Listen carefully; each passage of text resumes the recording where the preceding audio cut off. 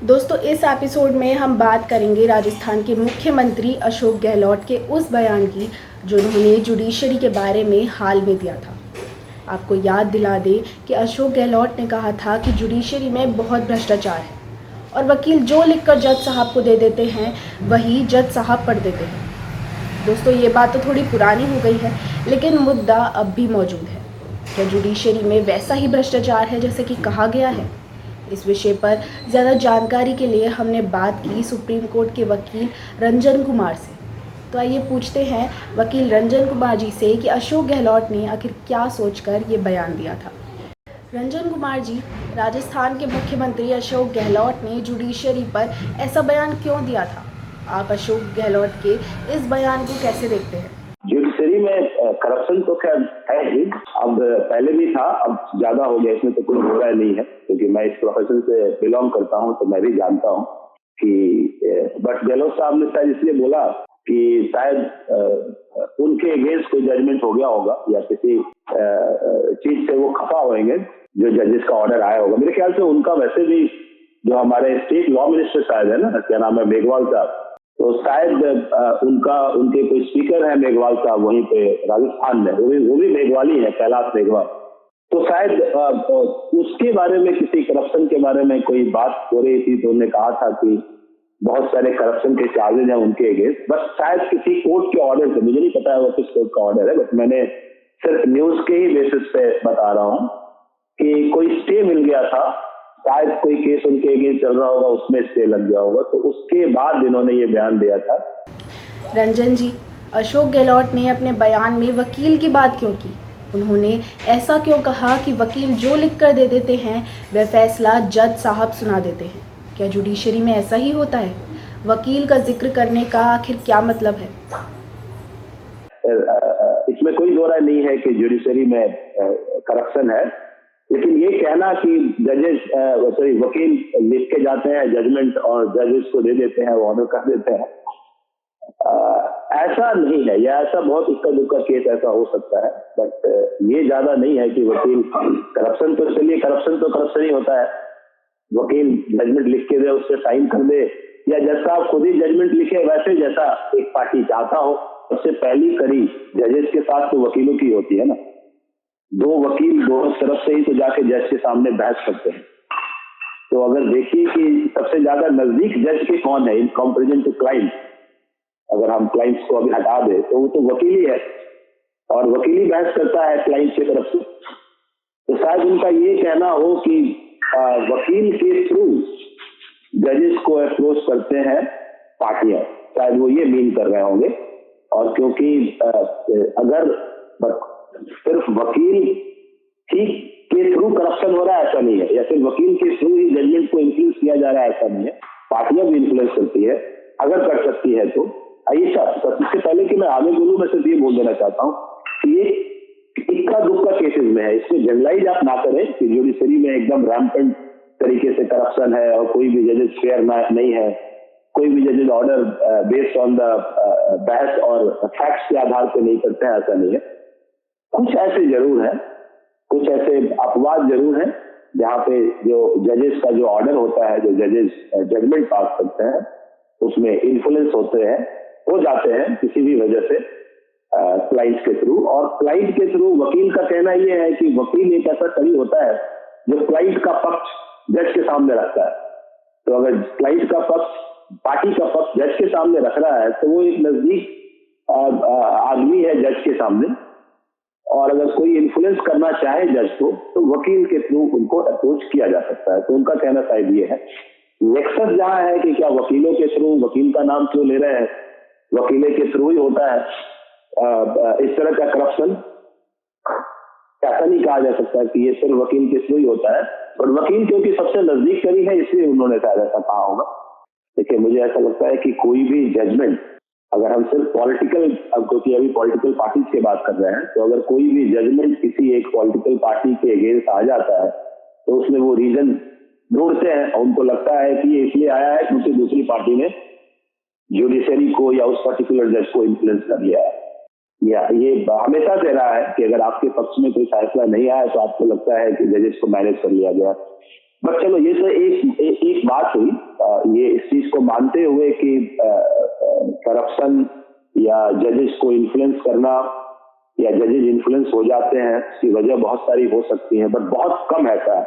मैं बार बार इसको इसलिए ऐड कर रहा हूँ क्योंकि ऐसा ना हो कि सारे जजेस या जुडिशरी सारे ही तरफ, संख्या इसकी ना के बराबर है, बहुत ही कम है, ये होता है।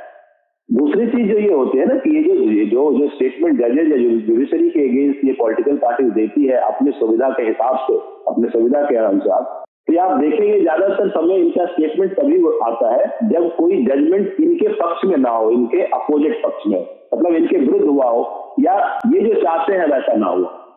पर एक चीज मैं यहाँ पे जरूर आपको पॉइंट आउट करना चाहता हूँ, क्योंकि इन्होंने हायर, जो गहलोत साहब ने लोअर कोर्ट से लेके हायर कोर्ट तक के बारे में कहा है, और ये बहुत ही ये ऐसा मुद्दा है, आपने उस बात पे पूछा तो नहीं है बट मुझे लगा कि मुझे बताना चाहिए।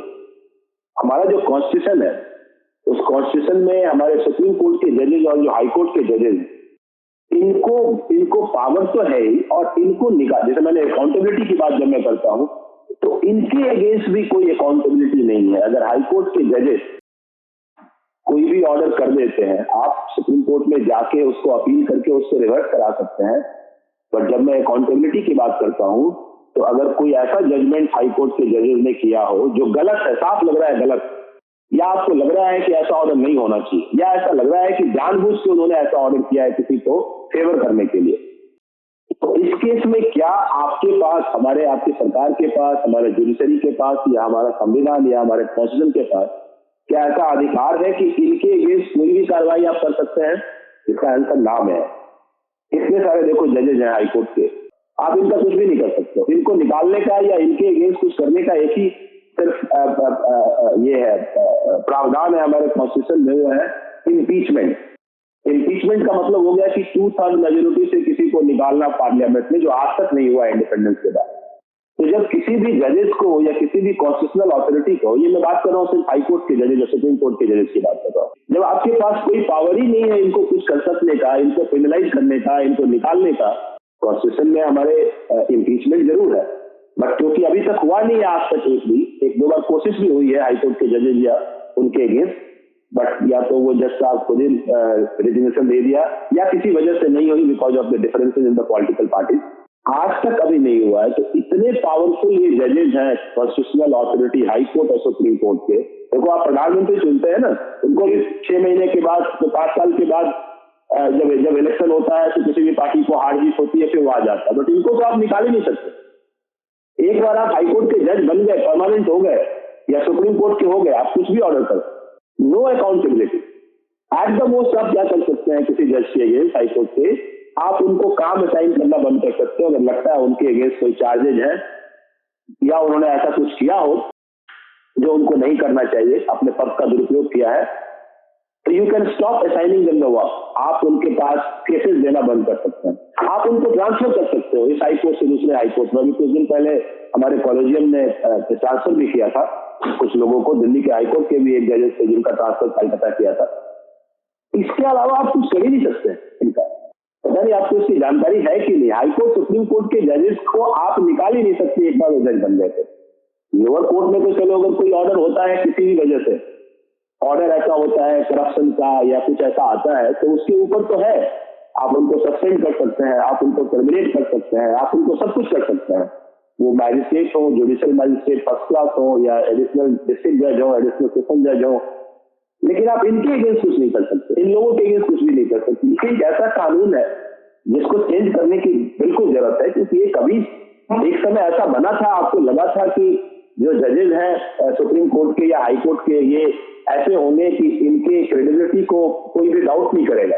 और शायद ये सुना, जब ये प्रावधान बना था कॉन्स्टिट्यूशन, तो शायद इन्होंने ये सोचा होगा कि अगर इनको निकालने का पावर किसी को दे देते हैं, सरकार को या किसी को, तो शायद वो हो जाएगा, इंटरफेरेंस हो जाएगा कि आप जुडिशरी के काम में दखल दे रहे हैं या आप इन्फ्लुएंस करने की कोशिश कर रहे हो। उस समय रहा होगा, बट अब मुझे लगता है कि कानून बनाने की जरूरत है जिसमें कि जो कॉन्स्टिट्यूशनल अथॉरिटी है, वो हाई कोर्ट के या सुप्रीम कोर्ट के जजेज हैं, अगर उनके अगेंस्ट चार्जेज होते हैं करप्शन के या कुछ ऐसे चार्जेज लगते हैं जो उन्होंने अपने पद का दुरुपयोग किया है, तो कुछ ऐसा कानून जरूर बनना चाहिए जिससे आप उनको भी पेनलाइज कर पाओ ठीक है, टफ वो सरकार के हाथ में कंट्रोल मत दो, बट कुछ ऐसा होना चाहिए।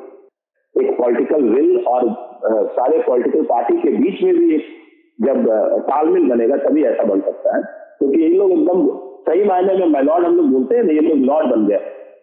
कुछ जजेस का बिहेवियर तो इतना खराब है या इतना एरोगेंट है, वो कुछ तो बहुत ही अच्छे हैं, उनको पता है कि चलो मेरे पास ये पावर है, हम ये कर सकते हैं, तो दे आर वेरी हम्बल, वो ह्यूमिलिटी के साथ बिहेव करें जो होना भी चाहिए। क्योंकि कुछ तो जजेज है जो कि हाईकोर्ट के जज बन गए, परमानेंट हो गए, तो उनको लगता है कि उनसे बड़ा कोई है ही नहीं।